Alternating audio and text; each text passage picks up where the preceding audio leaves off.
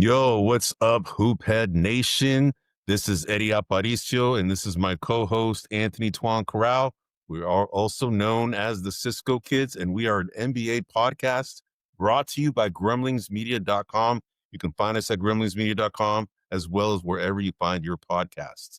Tonight, we're going to go ahead and cover the Thunder. All right, the Thunder are on an unbelievable pace. Can they catch the Warrior record of 73-9? Is that attainable? All right. We're going to talk about that. We're also going to talk about the Spurs. Are they true contenders? They've been winning a lot without Wembanyama. All right. And they just got Stephon Castle back. We'll talk about that.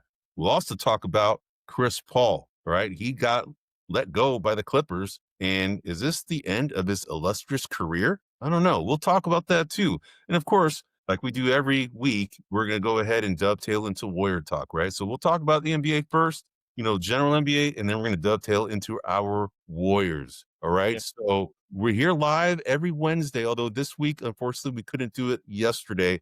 No, it's today. Sorry. You're ahead of yourself. Earlier today. We're normally here at 9 p.m. 6 p.m. Pacific, but we actually had to do it a little later today. So we're a little later, so our apologies, but the holidays get in the way. Exactly. They always do. And that's exactly what happened here. So, but we're here and we're ready to go. So, Toine, what's been going on, man? How you been before we get into it, man? I've been all right, just as you mentioned, the holidays, Thanksgiving, that's a big event at our house. We hosted, been watching a lot of basketball. I've been watching, the Warriors, been watching a little bit of the Lakers, been watching a little bit of the Thunder. Been watching a little bit of the Knicks, just watching everybody play, with the exception of the Detroit Pistons, everything's starting to kind of go in the fashion that I thought it would go. I guess, Detroit was a little continues to impress, and Phoenix on the Western side continues to impress. So, oh yeah. I mean, unbelievable that the Phoenix Suns are doing as well as they are, man. But tonight aside. Yeah, exactly. Except for tonight aside. But, actually, as I talked about, one of the things that we want to talk about are the Oklahoma City Thunder. Now, they are being compared to the 2015-2016 Warriors, the Warriors that went 73-9, that broke the 72-10 Chicago Bulls record that we thought at the time was unattainable, right? And then when the Warriors did it, we're thinking, there's no way that's going to ever be attained. Now, unfortunately, the Warriors didn't win the championship at that year. So it's an asterisk when you get that 70. Thank you, Draymond. Thank you, Bogut. Exactly. But the thing is that, there's an argument to be said that, when a team goes after a record like that, it could wear them out. Right. So the Warriors at the time, strength in numbers, they, had a pretty good, young core, right. And they also had some veterans, kind of with the Thunder, but the Thunder primarily are pretty much young. The only real, other than Shai Gilgeous-Alexander, the only real veterans on that team are Hartenstein, really, right? And then, I guess you can call Jalen Williams somewhat of, but he's relatively, still young. I would call him young, but yeah, exactly. Then you also have Alex Caruso, right? Caruso's the other veteran, yeah.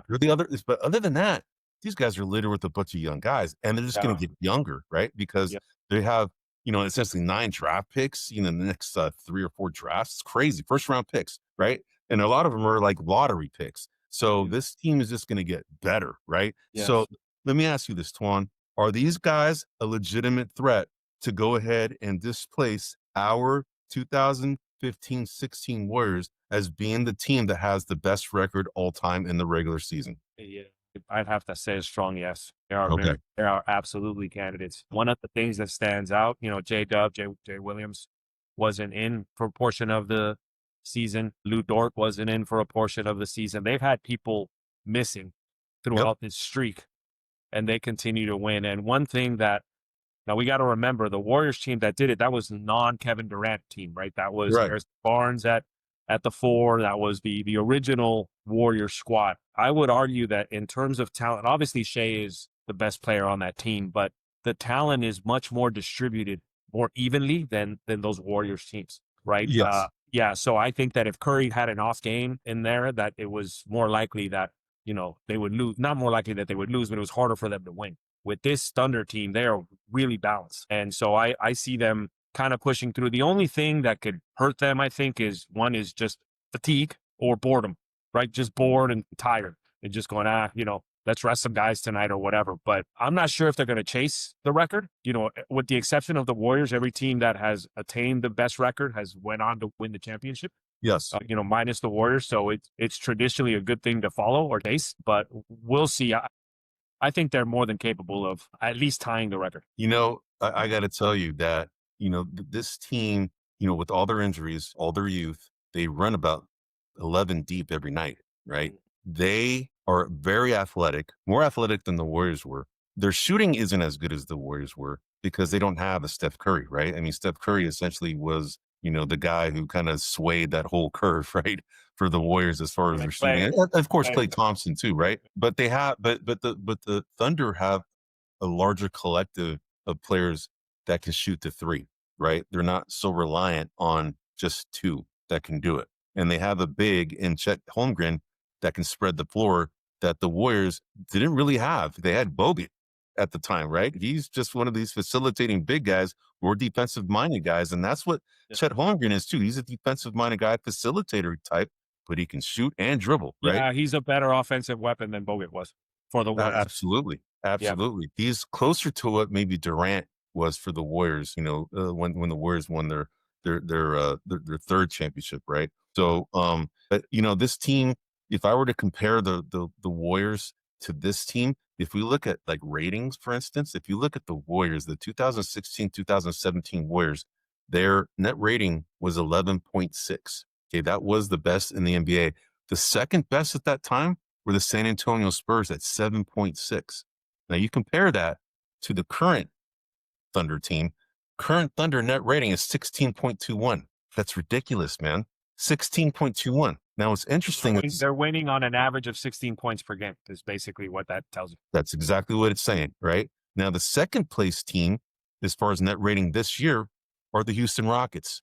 They're at 10.88. They're pretty close to what the Warriors were back in 2016 when the Warriors were at 11.6. You're getting the San Antonio Spurs were second at 7.6.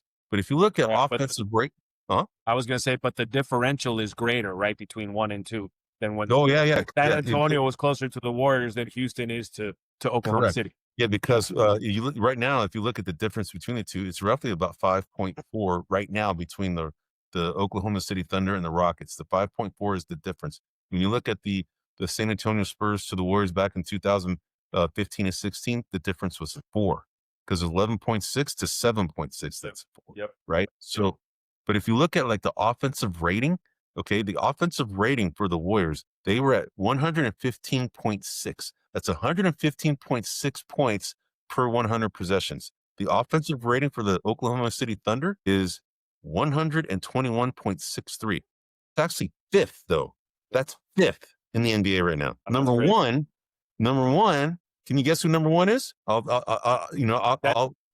Denver, 126.16. Yeah.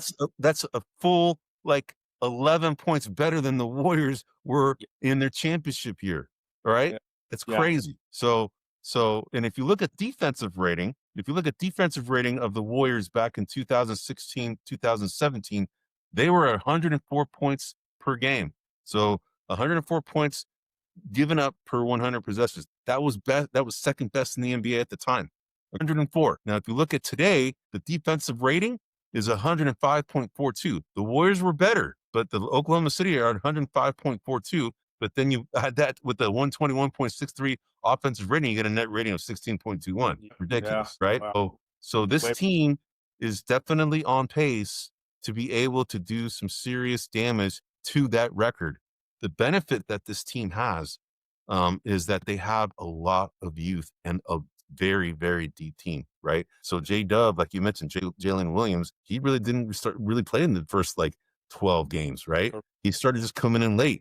Then you got Lou Dort, who's been in and out of the lineup, like you mentioned. Isaiah Hartenstein has been in and out of the lineup. Alex Caruso has been in and out of the lineup, right? So they don't miss a beat. They don't miss a beat. So it's like their strength in numbers times 2 or 3. Yeah. So I tend to also agree with you, bro, that I think that the Thunder are definitely going to break this record. It really comes down to whether they want to or not. From what I've seen on the court, bro, this team is as hungry as they were last year, and they are the defending champs, right? it's almost like they have a chip on their shoulder, like they heard kind of the rumble or the rumors that this team isn't. This is like a one straight pony, one thing. The Shai Gilgeous-Alexander, without him, they're not that good, right? And I don't know what has happened, but they have something to prove because they're coming out with a vengeance, and they are just laying it down on teams right now. And as you just mentioned before we started the segment, is that the Suns. You were talking about the Suns being as good as they have been. They ran into this buzzsaw and lost by 49 points tonight in an NBA Cup, right? Semifinals. So yeah, this team is legit. What's interesting is when the Warriors got the record, to me, the primary reason for that is it was their second year in a Steve Kerr offense. It was their second year in the motion offense because Mark Jackson did play the motion offense, and it really clicked. And the Warriors were really good because they were doing things. They were like the San Antonio Spurs, but with extended 3-point shooting range in that motion. So they kind of caught the league off guard a little bit with their style, with what they can do, with how far away Curry can extend the court. So that, I don't want to say it was a trick, but it was something that hadn't been done in the way that they were doing. It hadn't been seen. Yeah, it hadn't been seen before. The Thunder aren't doing anything, in my opinion, gimmicky or unique. Their offense, they've been in it for a couple of years. So there is really no gotcha on the way they're doing it. It's just they're that good. They're that tough defensively. They're that good offensively. They're that deep. All of the above, And so, again, will they break the record? It is tiring. It takes a lot. So I don't know if they'll break it per se, but I think that if they really, really wanted to, I think that they have an absolute shot to break it. All right, so let me ask you this, bro. Is there anybody has a chance against them in a 7-game series? Do you see anybody that can challenge these guys realistically? Assuming that nobody gets hurt. Okay, we have to. Yeah. So I think that now again, take this with a grain of salt. I think Jokic could beat him. If Jokic has his masterful game and he's running shop and he can disrupt it, I'm not saying he would, but in order to beat the Thunder, it's going to take an extraordinary effort by a star player. So I think Curry could beat him. Would they do it? I don't know. He'll be tired. He's old. There's a lot of things against him, but he could do it. Durant could beat them, So yeah. So I think from the Western Conference, it would take an extraordinary effort. Like a Herculean effort from from a player to disrupt everything. But the likelihood of that happening. So all the stars. So in essence, you're saying for the Denver Nuggets, because they have an unbelievable player in Nikola Jokic, he has to have his essentially 4-time MVP hat for all 7 games. Yes. And just be scoring at an unbelievable clip as well as distributing, right? Yes. To have the shot. Yes. You also have to have like a Kevin Durant go back to 2015 Durant, the load of the team from an offensive standpoint with the team that already is pretty good defensively, right? Which is what the Houston Rockets are. Then you're also saying you also threw out someone like a Curry, although the Warriors tend to play the Oklahoma City Thunder pretty well. First game this year, right? They got blown out. The second game this year, they were without Curry, but they gave Oklahoma City Thunder a run for their money for a period of time, right? And then, of course, Oklahoma City Thunder being deeper than they are than the Warriors, they turned it around and beat them by 12, right? And they beat the Oklahoma City Thunder last year on Oklahoma City's run to the championship. Yes. So I mean, obviously, all of this is like science, right? Like there's matchups and who fits. But to me, it would take that effort. And the team as a whole who has the best chance, just based on talent, I would have to go with the Houston Rockets. Just because they can match them from a youth Sengun is a player. Ahmed Thompson is a player. Obviously Kevin Durant is a player. They got some problems that they could present to Oklahoma City. So as a team, I think that they might have the best chance as a team. But they really don't. They're not as good as the Thunder. Player for player, they're not as good. Yeah, and I would say that, if I were to look at the teams in the West, the Lakers, I don't think have it. They're not the Warriors as constructed may not have it as well, although they have Steph Curry, and any team that has a Steph Curry has a shot, right? And, we'll get to our Warriors segment, but, they definitely have been playing better recently, and we'll talk about that, right, and see where that goes. But, in the East, you have the Detroit Pistons, they're a young and up and coming team. Yeah. Are they deep enough? Are they athletic enough to keep up with the Thunder? I don't know, right? I mean, they're good, but I don't. The Thunder are a different level, man. You got Right. the Magic in the West as well. You have the unbelievably the Celtics out of nowhere have Yeah. started playing well too. It's like nobody counted this. No, I had them. I think out of the playoffs. I think I had them, but I don't remember where I ranked them. But yeah, I didn't have. I definitely didn't have them at third. No way are they like at third, man. So I don't see anybody really challenging this team. Like I would say the main team, in my opinion. You say the Rockets. I'm going to say the Nuggets. All right. Okay. Now I want to dovetail into the Nuggets a little bit here too, because the Nuggets. In the last 10 games, they're 7-3. Right. They're one of the better road teams in the NBA. But they actually have lost 4 in a row at home. Is that unbelievable, bro? Let me ask you something. Is this something to look at? Or is this like nothing to see here, man? Well, I think there's something there for the simple fact that, Denver's always had an advantage because of the altitude that they play at. That's always been an added thing for them. And they've always been a strong home team. So I think there's something there. Is it enough to like impact their season? I don't know, but I'm definitely paying attention to their home record. I'm kind of like looking and going, for this team. And they lost to Sacramento. They've lost to San Antonio. They've lost to Dallas, and they've lost to Chicago. Those are the 4 teams that they've lost in a row. Okay.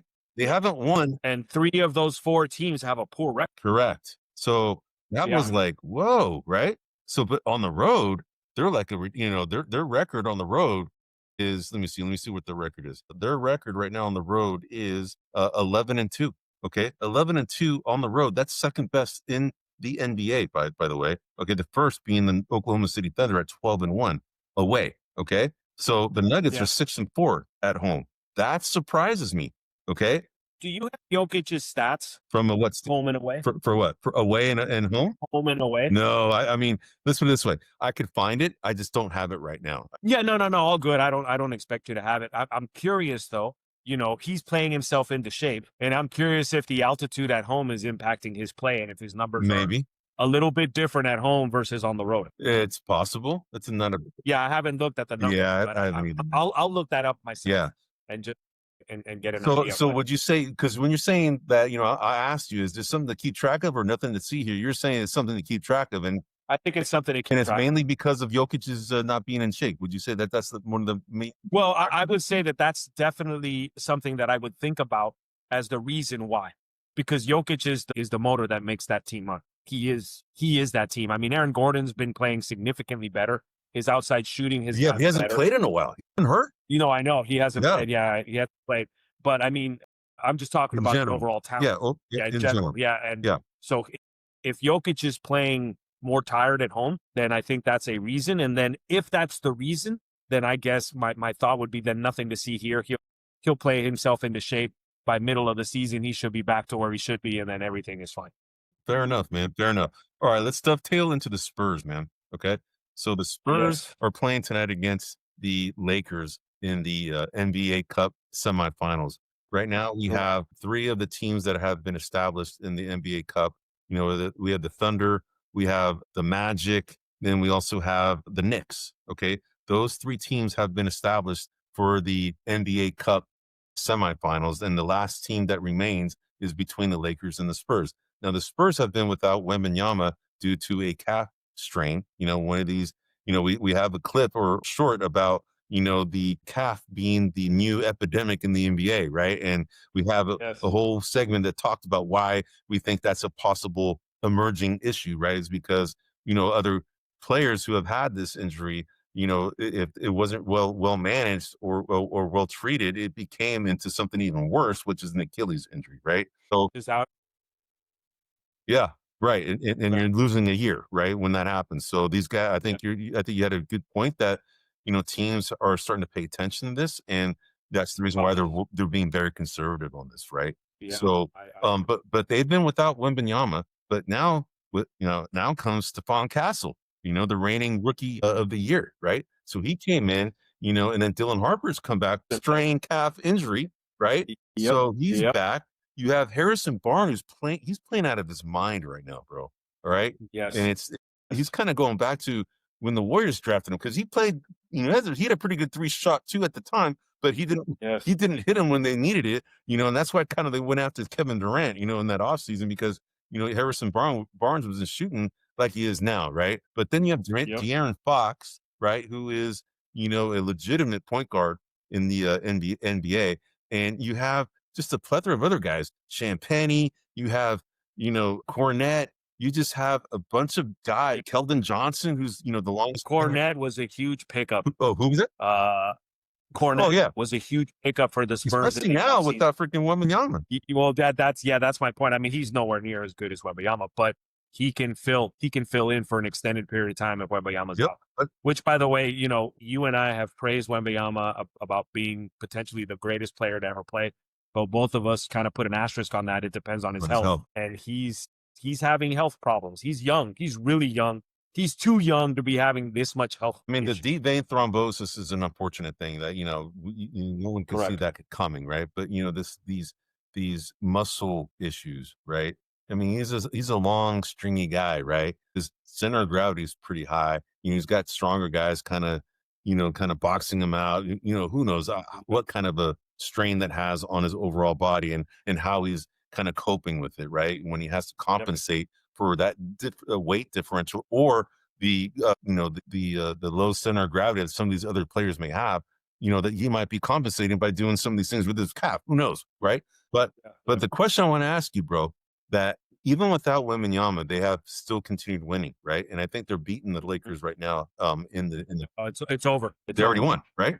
They won 132-119. So there you go, man. So are these guys true contenders for the cup or for the finals? For the NBA, for being a contender in the NBA finals. Are they a contender to come out of the West? To challenge the Thunder. Let me put it that way. Yeah, no, not to challenge the Thunder. Okay. Do you see them being not yet? Do you see them being 14? I see them winning, or I see them making the playoffs. Okay. And winning one round. Oh wow. Okay. You don't believe in them going past the first round. I'm just winning the first round. That's it. Winning that round, and that's it.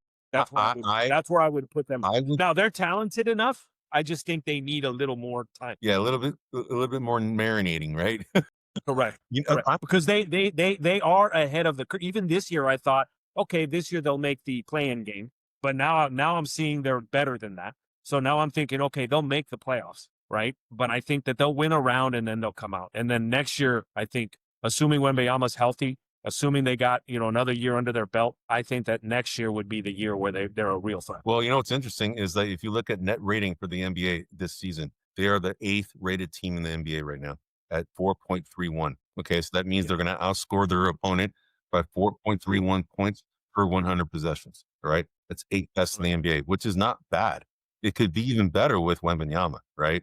It could. Right, so if you look at... Yeah, but they're still 12 points behind the Thunder. I know. So, but I'm going to tell you, I think that they're going to be a contender this year, man, especially if Wembanyama comes back. I just think that this team, is more talented than most people are giving them credit for. They play well as a team. They have the freaking Popovich system.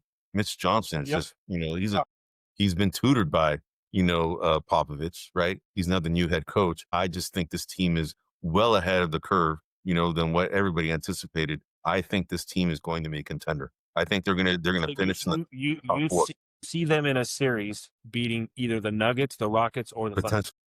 Yes. Woo! Potentially. I would say the only one that's a tall order. It's a tall order. But I think that they have the depth, the talent to be able to be a problem in a 7-game series for any of those other teams that you mentioned. So that's my call. All right, cool. So we'll see. Yeah, we'll see, man. All right, man. Let's go on to the next topic. So Chris Paul was let go by the Clippers, right? And it's to me that was screaming Bush League, bro. Oh my God. That's disgraceful for the Clippers organization. It was brutal, man. I was like, oh my God. And then you kind of find out later that he and Tyronn Lue were not on talking. They weren't talking for weeks, and, I guess let's put it this way. If a player of that caliber is trying to, push his weight around a little bit by kind of taking a stance against the head coach and how it's kind of how it could have an influence on other players, you can understand maybe a measure where he maybe gets kind of sent, not sent home, but just kind of like maybe under the wraps, be fined or just kind of not playing right now. But to send the guy home, right, and not be part of the team, I don't know, bro. That screamed Bush League, even if he is kind of not in talking terms with Tyronn Lue, man. I just think that, From my understanding, he was pressing management, the coaching staff, and the players on the way they were doing things. And based on the Clippers' record this year, it's hard to argue that he was wrong. Number one. agree. Number two, the organization owes him quite a bit. Money. No, not money. Owes him quite a bit from who he is, what he's done for the organization. Okay. Right? From the years, all of that. Putting them on the map, essentially, right? Exactly. And look, I'll honestly admit, I am not a Chris Paul fan. I've I'm never been a Chris Paul fan. Even the year he played for the Warriors, I didn't. It's hard. It was a hard watch for me, bro. It was. Care anymore. But he's second, I believe, in assists all time, or maybe third behind Magic and Stockton. He's Stockton and Magic. Yeah. Yeah. He's a 17-year veteran. Yeah. He's got a impeccable record when it comes to just off the court, on the court leadership. Every team that he's gone to, he's made them better a viable team. He's made them a good team. I wouldn't say playoff team or championship team, but he's made them a good team. And for them to treat him like this, I don't understand. I've heard a lot of good things about Ty Lue as a coach. Obviously, he was a player. I would think that he knows how to kind of navigate difficult players. I would think that, playing in the league and all that, he could have handled that. I don't know what Chris Paul was doing, but, if he must have been doing something pretty serious to piss him off this much. Because this reeks of old Clippers kind of act. Yeah. Prior to the Microsoft guy owning them. Yeah, but the thing is that Paul Allen. Yeah, but the thing is that not Paul Allen, Steve Ballmer. No, he's the new guy. No, Steve Ballmer is the new guy. The old guy. The new guys. Paul Allen was the old guy. Oh no, Paul Allen was Portland. The old guy was the guy who insulted Magic Johnson. Sterling. Donald Sterling. Sorry. Donald Sterling. Yeah. Okay, so but real quick, the point I was going to make is that Tyronn Lue and Chris Paul supposedly had a relationship prior, right? Yeah. They were kind of more boys, and maybe that's probably part of the reason why there's such a wedge, is because there's like, it would be like you and I being, we've been boys, and all of a sudden we just kind of got pissed off at each other. There'd be a lot of rift there, right? Just because of, we've had so much, it's kind of like that. That's what I've understood, right? Okay. So that's probably why it's kind of gotten so ugly, and maybe they felt the need to kind of send this guy home. But I think it's a bad look, bro. And I don't want it. This is the question I want to ask you. Do you think this is the end of his illustrious career? Do you think it's over? Do you think he's going to get picked up by anybody? Well, if I'm one of the teams like the Nuggets, the Rockets, Detroit, someone who could use a steady hand for backup, I'm looking to bring him on board. I hope this is not the end of his career. He deserves to go out playing, not going out on freaking suspension. Yeah. So I would hope that this isn't the end, and I'm going to guess that he's going to play yet again. I think so. And my guess, is that he is trying to figure out what's best suited for him. I saw an article where they said the Clippers are going to do whatever they can to find a home for him, make sure that you put him in a place where he's happy. So they're going to do that, and I think he'll play again. Yeah, hopefully for a team that goes deep into the playoffs. So let me ask you this: who are some of the? I'll tell you. I think it could be where he might be a good fit. The Orlando Magic. Yes. I think he'd be a good fit there, man. Yeah, that's because they don't really have a true point guard there. I mean, they have Jalen Suggs, who is kind of a combo guard, really, right? Yep. So I think having somebody like a Chris Paul with his his experience, his ability to control tempo, to be able to control the team, to get the team in the right flow. There's young players that can benefit from having Chris Paul be a coach on the floor, right? When they're playing. So that's my call. I think the Orlando Magic would be somebody that could take them. Another team that comes to mind, although they probably wouldn't play him as much, is the New York Knicks. The New York Knicks already have like Miles McBride as their backup point guard. They also have Jordan Clarkson, who can kind of do that too for them. But the Orlando Magic, to me, screams that they would need somebody like that. Another team that could benefit from Chris Paul is maybe the Toronto Raptors, right? Because they have Emmanuel Quickley, they have Jamal Shed, who is their backup, who came out of Houston. They're young. Those guys are young. They could benefit from like somebody like a Chris Paul that has this experience. So those are my calls, man. Maybe. I mean, it doesn't hurt. I mean, I don't think they left on bad terms. So Not a bad call either, because, they have De'Aaron Fox, and then, who else is there? Who's their backup there after that? It's not Jones. That's why I'm bringing him up. Yeah, it's not Jones. It used to be Trey Jones, but he's now on the Chicago Bulls. So yeah. So anyway, I don't want to see. I don't want to see somebody of that caliber end his career that way. Hopefully the Clippers do him right and find him a place where he's happy. That's the least they could do, right? Because it's a bad look for the Clipper organization to send someone who's kind of, I don't want to say he's an icon, but he is definitely one of the best point guards we have seen in the NBA history, right? One of the best. So anyway, all right, man. So let's go to the East because we're running out of time here. We got some of the Warriors to cover, right? Yep. So, all right. So let me ask you something. The Knicks, all right? These guys are climbing the ranks, right? They have been consistently climbing the ranks. Do you think this is the year that they come out of the East, as the representing the team that's representing the Eastern Conference in the finals? I think this is a high possibility. I think they're going to be duking it out with Detroit. Detroit's really kind of proven something to me. Yep. But I think that it would be a tremendous disappointment if they're not in the Eastern Conference Finals. This is their best shot, man. It really comes down to, the Knicks and the Pistons, realistically, right? Early on, it was the Raptors kind of like, oh, what's this team? They've kind of fallen back a little bit.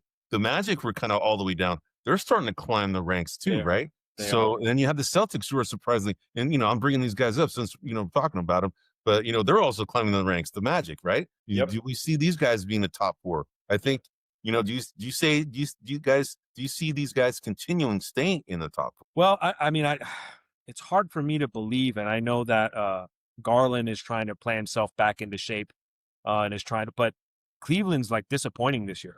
I thought that they would be in the top 3, top 4 teams, and they're not. I mean, Boston, to me, I don't think they could sustain staying in that spot. It's a 7th seed team. It's Cleveland's 7th seeded right now, bro. No, exactly.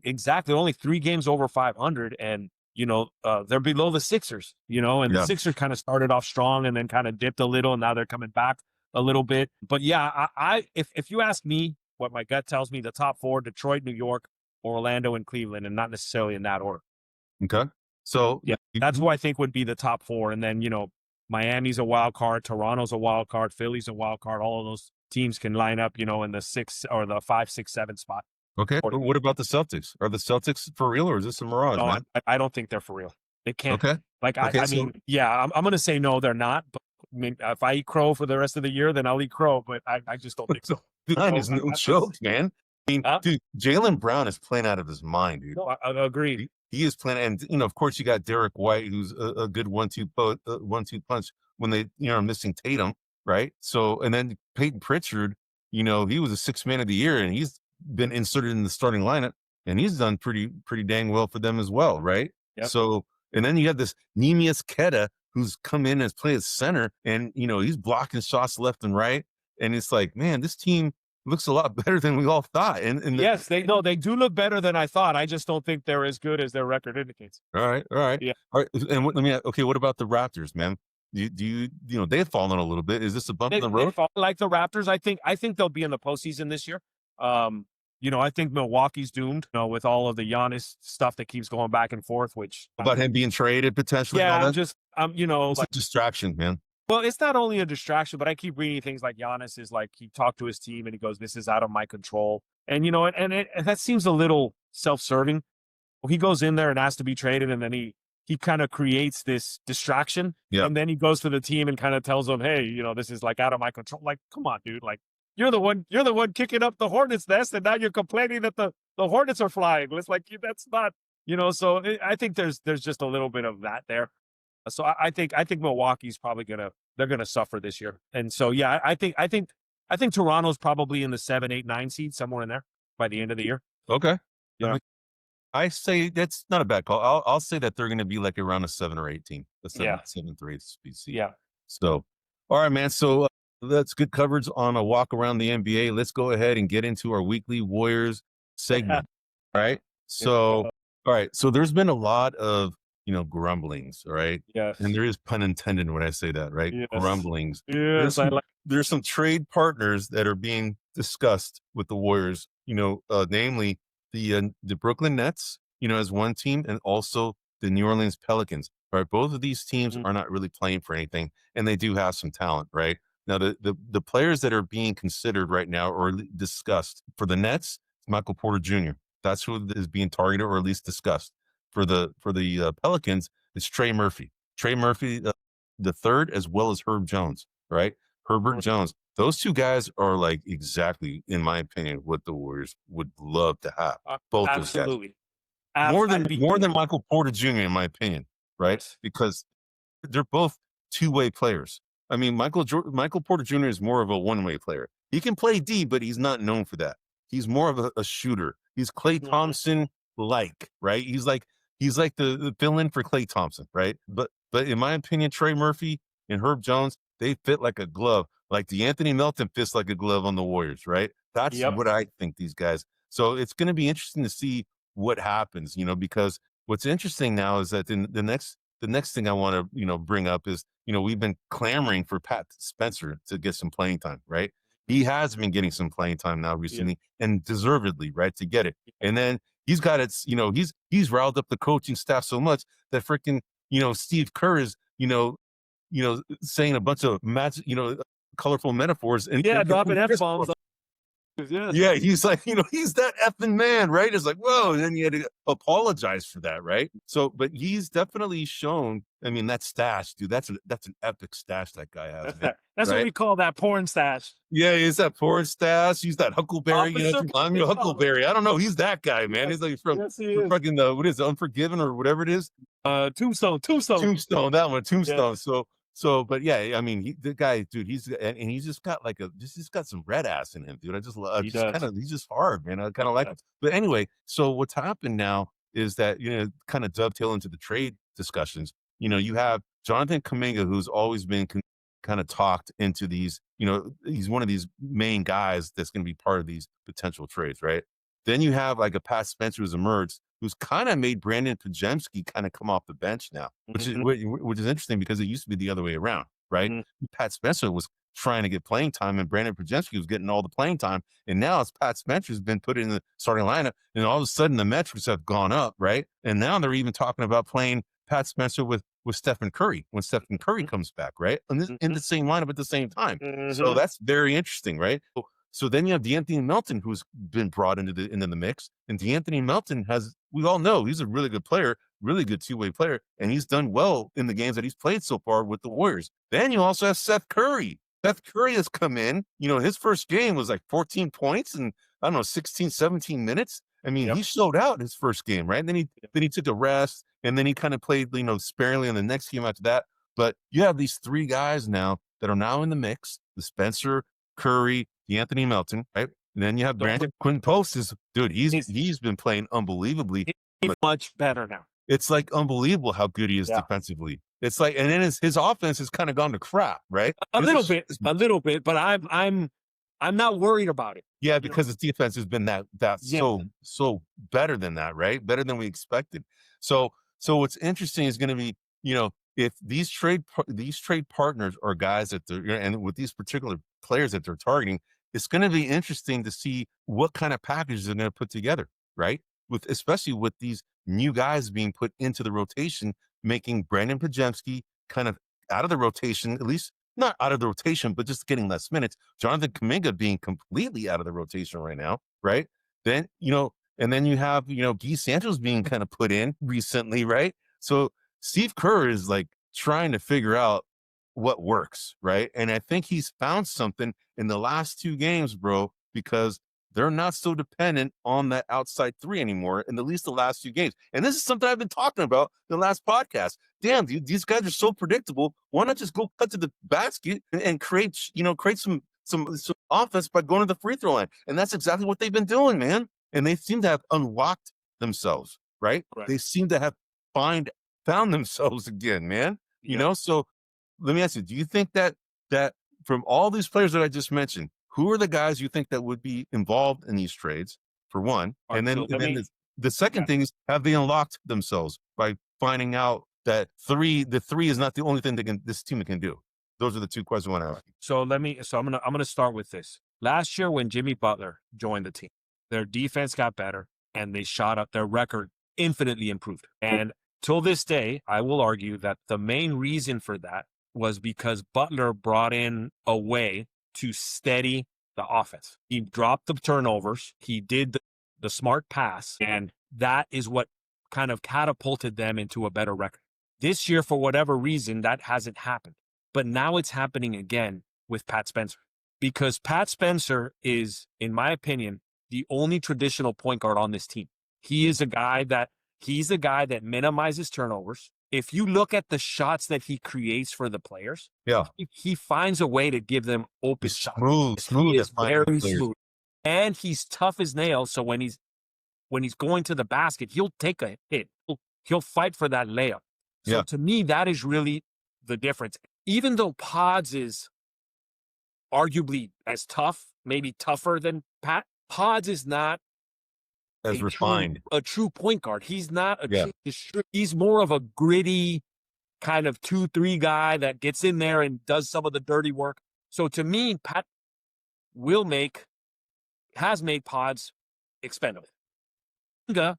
We talked about, his spots are growing back. He's, there's complaint. He's dissatisfied. He's hurt. All of the above. He just doesn't fit, man. He's an athlete. He just does not fit. He does not want to or cannot play in the flow that this team needs him to play. He doesn't want to conform, man. He's a nonconformist. Yeah. Correct. So I think he's expendable. My next one is, I think that either Seth Curry or Buddy Hield, one of them are going to fill that role. One of them is going to be that guy, the kind of gun for hire.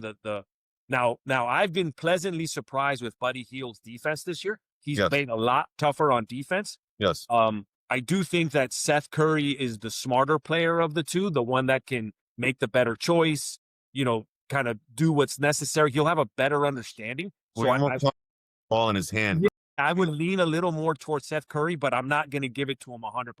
But I think those guys more or less are filling in the same role. So I think you could package one of those guys. So I think those are your three guys right off the bat. And what I want, Eddie, and we didn't talk about it, but the Warriors waived Alex Tuhey, which was their 52nd. Yeah. And they picked up a guy from the Oklahoma City Thunder system, a 6'9", kind of really lightweight guy by the name of Maleve Leons. So he's a 6'9" guy. And what the Warriors need to do, dude, is they need to get bigger. They need bigger players, size. So whatever we can do to turn those players into a bigger player, if we can get, Trey, if we can get Herb Jones, if we can get them both, I'm all for it. But I think that those two guys, I think Pods, Kuminga, and some combination of Hield or Seth Curry. In that trade to get those two guys, along with draft picks. Correct. You're going to have to mortgage. And that's the next question is, how much of a future do you want to mortgage to get Curry this fifth ring, dude? That's the other question. Yeah, I would not a lot. Maybe one first-round pick. Yeah. But that's the max. Yeah. I would not do more than that because you don't. I agree with you. Yeah, you don't have any guarantees, man. I mean, Curry's every year he's getting older. Every year, he's going to play less and less games because he's older. And the other thing that I do want to note, which to me is not a coincidence, is they've been a lot more steady and without Draymond. Yeah, interesting. Without Draymond playing, because Draymond is he's a very risky passer. He's very turnover prone. And not to mention all of his other things that we've talked about in the past, all of his characteristics, but he's very turnover prone. And when Pat's running the offense, it just seems like it flows better. I get a whiff of I get a whiff of Chris Paul. Really, that's the truth. When I see Pat, I get a whiff. Like, okay, we're in control. He's controlling the offense. Okay, but let me ask you something, bro, because this begs the question, man. Has Pat Spencer been there all along and the coaching staff just decided to ignore it? Or did he really come on when he got the playing time? So I think that his traditional point guard skills have been there all along. What I think he's been improving is his shooting. So he's had to get a little better. I can't sit here and tell you if he's been significantly better last year to this year in shooting, but I think his shooting has improved year on end. Now, the other thing about Pat is on a two-way contract. And so he's going to run out of games pretty soon, right? The way a two-way contract works, my understanding is, even if you play or you don't, if you dress for a game, that counts as a game. So playing doesn't matter. If you're listed on the roster, two-way contracts are 55 games max. So we're 20 games in, or 22 games in, and he's pretty much been listed in every game. So my guess is that not only are they looking to trade some of those players we talked about, But I think that the one who's going to reap the rewards is they're going to give Pat Spencer a contract at it. We'll see, man. I think that he doesn't. I don't think he ends the year as a two-way player. Yeah, they're 25 games in, by the way, just so you know. So there's 30 games left. Yeah, I mean, and it's funny. I love that guy's like. So one thing I really like in players is when they show emotion on the court, bro. And this guy, he has been showing emotion in the court, just like Quentin Post. He does the exact same thing. When they do something good, they get all fired up trying to get the Quentin Post that's his thing, right? He starts kissing the crowd. And then you got freaking Pat Spencer doing the Johnny Manziel, dude. What's going on? I'm freaking him. Exactly. I'm freaking him. I'm him with his stash. What I really like about Pat is he does not shy away from the moment. The moment, it can be a game winner or that dude is gonna freaking sink his teeth into you. Whether he makes it or he doesn't, he's like, dude, I'm going in. Try to stop him. And so I think that. But like I was talking to one of my daughters, so I go, when you look at Pat and you see him play, you're not really there's nothing that when you can look at him and go, oh, he's really good at this, or oh my God, or it's just when he's in there, the whole team is I feel more relaxed. Like everything is just more, greasy. It's like, okay, Pat's got it. He's a calming He's going to force, swing it over here. He's going to move over to there. Yeah, it's just very calming. And dude, this, Eddie, we haven't really had calming since 2015. The Warriors have always been risky with the ball. They've always been turnover prone. They've always made, and when he plays, I'm like, all right, cool. We may not win, but it looks like he's going to become the point guard now. That's what it sounds like. They're going to have Curry play off the ball now when Spencer's playing at point guard. That's what it sounds like they're going to do. So I mean, to me, you got a Pat at 1, at 2, Butler at 3, Draymond at 4, and QP at 5, and then Horford comes in to spell, or Trace Jackson Davis, and then all the gluttony of guards, would come in, and the Anthony Melton can spell Curry or Pat, however they're going to do it, but they got a logjam at absolutely. And we didn't even mention Moses Moody. I think Moses Moody is a player too that's kind of, he's had, in my opinion, these players have had ample opportunity to step up.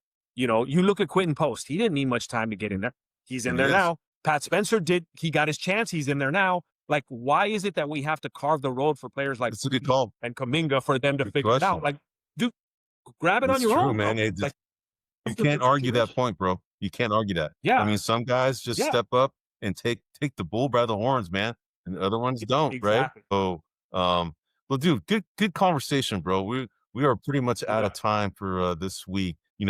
We really appreciate you guys listening. We're here every Wednesday, typically at 9 p.m. Eastern, 6 p.m. Pacific. I'm Eddie Aparicio. This is Anthony Toine Corral. We're also known as the Cisco Kidz. You can find us at grumblingsmedia.com or wherever you get your podcasts. We're going to go ahead and be here next week. We're going to go ahead and sign off for this week. We really appreciate your time, and have a good rest of the week, everyone. Take care. Hey everybody, this is Big John from Grumblings Media, and I just want to say thank you for watching our content. If you want to support our efforts here at Grumblings Media, just smash the subscribe button right here, totally free, or just go ahead and consume more of our great content. Click either one of these 2 boxes.